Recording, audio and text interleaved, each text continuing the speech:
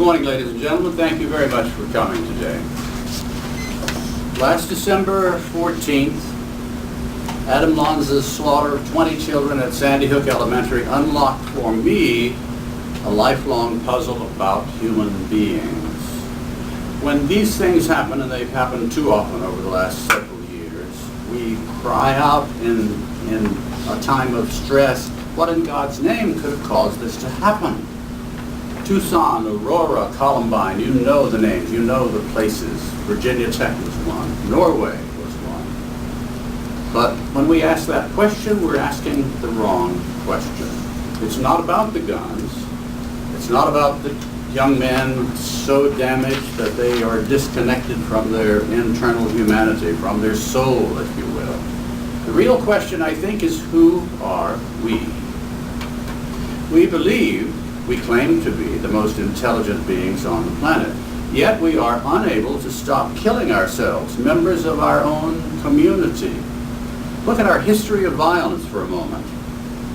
We conduct wars over religion, over resources, over territory, and sometimes just because those people are different than us. We conduct murders of malice, of retribution for real or imagined hurts, and hate speech, which triggers violence, and bullying, and domestic partner violence.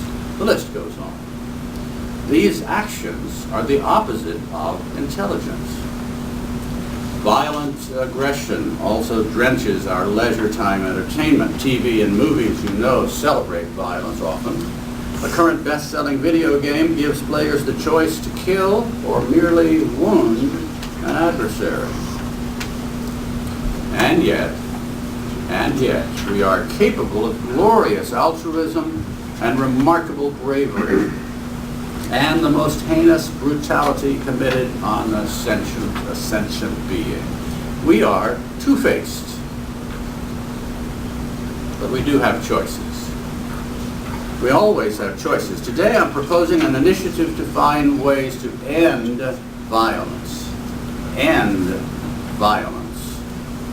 The first goal of the initiative will be the establishment of a task force to study the roots of human violence. We'll invite experts from a range of disciplines: biology, law, medicine, theology, law enforcement, and representatives of the United States Congress.